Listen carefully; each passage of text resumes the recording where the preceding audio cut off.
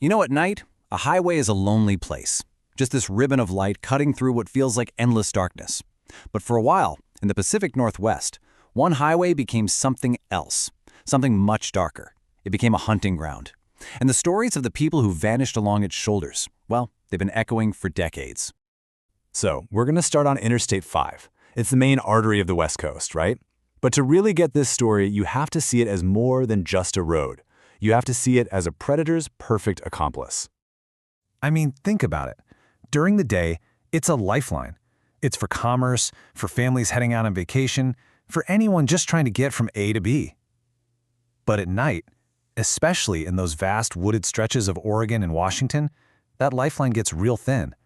It becomes a place of just deep isolation, dotted with the occasional fleeting lights of a truck stop or a lonely little town. And all that isolation, well, it created a huge vulnerability. Back in the 70s and 80s, before we had widespread computer networks and DNA forensics, this was the perfect setup for what's called transient crime. A killer could strike in one county, be in a totally different one by morning, and then just slip across state lines by noon. For the police, trying to connect those dots, it was like trying to catch smoke. Just impossible. So let's move from that abstract idea of danger to the very real human story.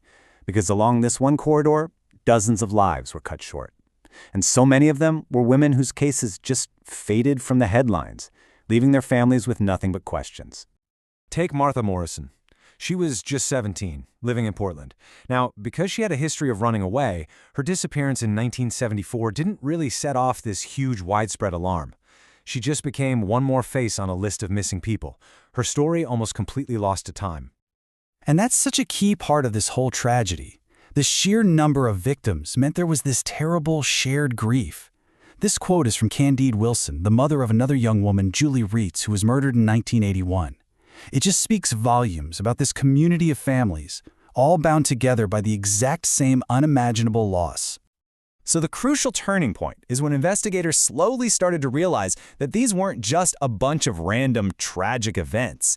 They began to suspect there was a single, terrifying pattern and a single man behind it all.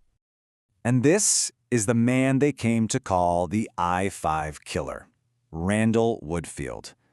I mean, on the surface, he was the all-American dream, a star football player, handsome, popular. He was even drafted by the Green Bay Packers. But behind that public face was a predator who was using that highway to hide his crimes in plain sight. Now, to understand how they started to track him, we need to talk about a key concept in criminology, the cooling-off period. This is the time between a killer's crimes, and it's not random. It's actually part of their psychological signature.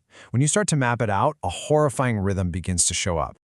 And this chart, wow, this illustrates that rhythm perfectly. Just look at the timeline of Woodfield's confirmed murders in late 1980 and early 81. Portland, then Salem, Corvallis, then all the way down into California. The cooling-off periods are shockingly short, sometimes only a couple of weeks. He was speeding up, getting more brazen, and using the entire I-5 corridor as his personal hunting ground.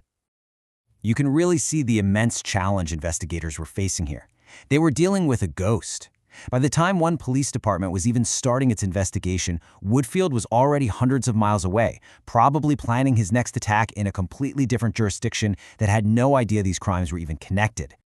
So Woodfield was eventually caught and put in prison in 1981 for one murder. But for decades, dozens of other cases along the I-5 just went cold. The full scope of his terror was basically unknown, until a revolution in science changed everything.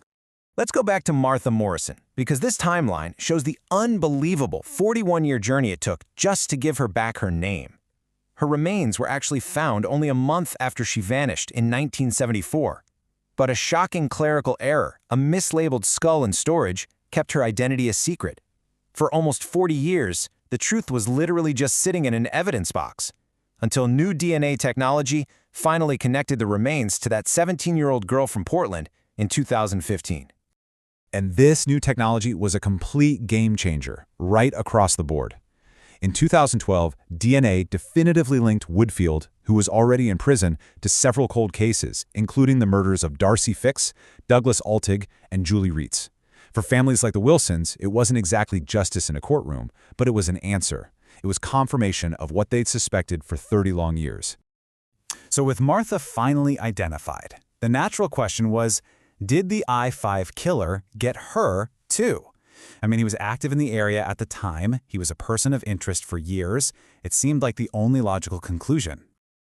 But in a final, just absolutely stunning twist, the answer was no. The crucial piece of evidence came from a tiny bloodstain on an air pistol that belonged to another suspect, a man named Warren Forrest. In 2017, DNA proved that blood was Martha's. It was just this stark reminder that even on a haunted highway, there can be more than one monster lurking in the dark. And that's what makes this whole story so chilling. Even with these incredible scientific breakthroughs, the full story of the I-5 corridor is far from over. The echoes of what happened in those years, you can still feel them today. 45. Just think about that number for a second. This is the staggering number of victims that investigators believe Randall Woodfield may actually be responsible for. But here's the thing. While he's serving a life sentence, he was only ever convicted of one murder. DNA has since tied him to a few more, but the vast majority of those suspected crimes, they remain officially unsolved. It leaves this giant, haunting question mark hanging over his entire reign of terror. And that really leads us to the final thought here. For every victim like Martha Morrison who gets her name back after 41 years, how many others are still out there? The I-5 corridor holds its secrets close, and it's a chilling reminder that for some people, the road never really ends. It just fades into an unsolved darkness.